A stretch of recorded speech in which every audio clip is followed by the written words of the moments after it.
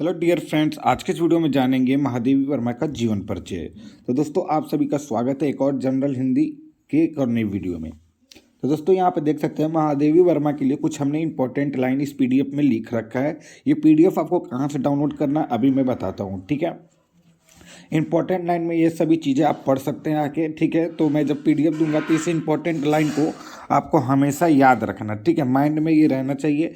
अगर ये इतना माइंड में है, इतना इंपॉर्टेंट लाइन अगर आपके माइंड में है तो आप आसानी से बोर्ड परीक्षा में आप लिख सकते हैं, ठीक है। बाकी शॉर्टकट में बताता हूँ, ठीक है, कि महादेवी वर्मा का जीवन परिचय कैसे याद करना है।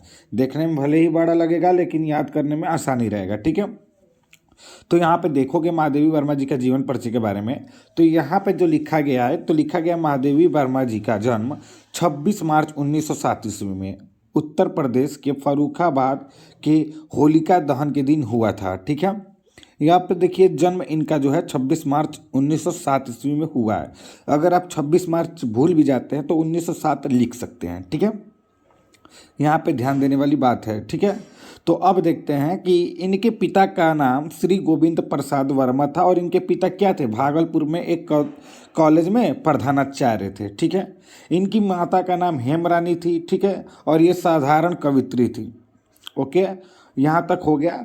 महादेवी वर्मा जी पर माता पिता व इनके नाना का, ठीक है, इन सब का प्रभाव इन पर पड़ा और इनकी जो शादी है वो 9 वर्ष के आयु में हो गई, ठीक है। तो इनके पति का नाम क्या था, श्री रूप नारायण सिंह था, ठीक है। तो आप यहाँ पे लिख सकते हैं कि इनकी विवाह 9 वर्ष की आयु में इनके पति श्री रूप नारायण सिंह से हो गई थी। वह इनके पति एक डॉक्टर थे, ठीक है। किंतु इनका जीवन सफल नहीं था। उन्हीं दिनों हाल इनकी माता का देहांत हो गया। माता पिता का साया सर से उठ जाने के बाद महादेवी वर्मा जी ने अपनी पढ़ाई जारी रखी।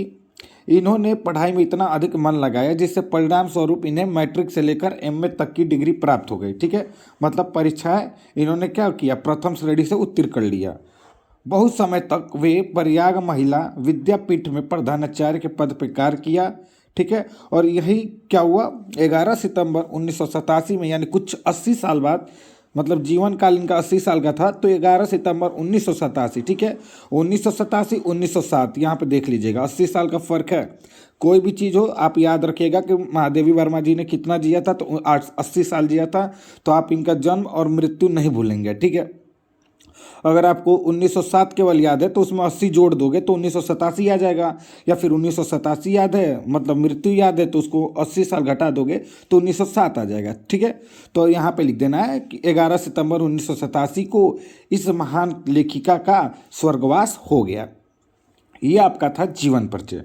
अब आते हैं साहित्यिक परिचय। तो देखो कि जीवन परिचय भले देखने में लंबा है लेकिन एकदम आसान भाषा, सरल भाषा में लिखा गया है, ठीक है।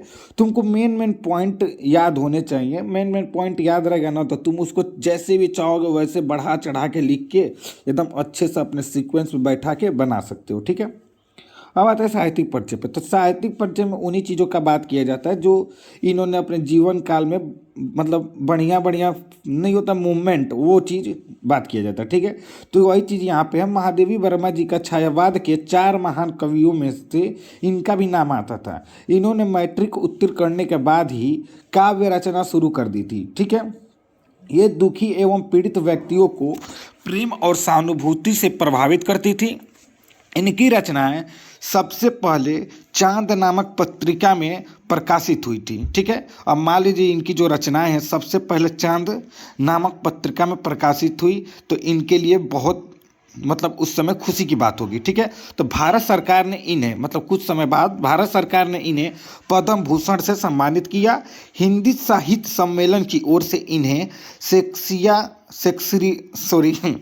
शेक्सपियरिया पुरस्कार तथा मंगला प्रसाद पारितोषिक मिला, ठीक है। तो मई 1983 में ईस्वी में इन्हें भारत भारती व तथा नवंबर 1983 में इन्हें यामा पर ज्ञानपीठ पुरस्कार से इन्हें सम्मानित किया गया, जिससे इन्हें विशेष क्या हुई, प्रसिद्धि प्राप्त हुई, ठीक है।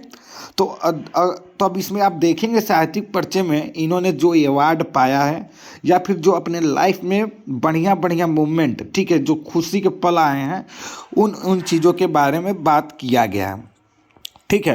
तो साहित्यिक परिचय में यही लिखना होता है। ठीक है। तो अब उन मूवमेंट को आप याद कर लीजिए। ठीक है। कौन कौन सी इनके साथ बढ़िया मूवमेंट हुई है उसको साहित्यिक परिचय में डाल दीजिए। ठीक है। इन्होंने मन करे तो इसमें आप डाल सकते हैं कि इन्होंने पढ़ाई करने के बाद क्या किया। ठीक है। कौन कौन सा पुरस्कार पाया। ठीक है। अब आते हैं रचनाओं के बारे में। तो देखोगे इनकी प्रमुख रचनाएं हैं निहार, रश्मि, नीरजा, संगीत, दीपशिखा, यामा, संगिनी, आधुनिक कवि। ठीक है। तो बहुत सी रचनाएं हैं। तो आप यहाँ पे देख सकते हो। तो महादेवी जी की अब यहाँ पे काव्य संग्रह रचनाएं हैं, यहाँ पे रचनाएं हैं। ठीक है। तो आप इसमें से केवल 3 से 4 आप लोग याद कर लीजिए। मान लीजिए यही 4 याद कर लीजिए और उसके बाद 4 ठो लिखने के बाद लिख दीजिए आदि महादेवी वर्मा जी की प्रमुख रचनाएं हैं। ठीक है। आदि आदि इत्यादि लगा दीजिएगा। ठीक है। तो आपको यहाँ पे सारा चीज़ कंप्लीट हो जाएगा। उम्मीद है आपको ये वीडियो बहुत अच्छी लगी होगी। तो अच्छी लगी हो तो वीडियो को सब्सक्राइब कर दीजिएगा। ठीक है। तो सब्सक्राइब, लाइक, कमेंट, शेयर जरूर कीजिएगा। I will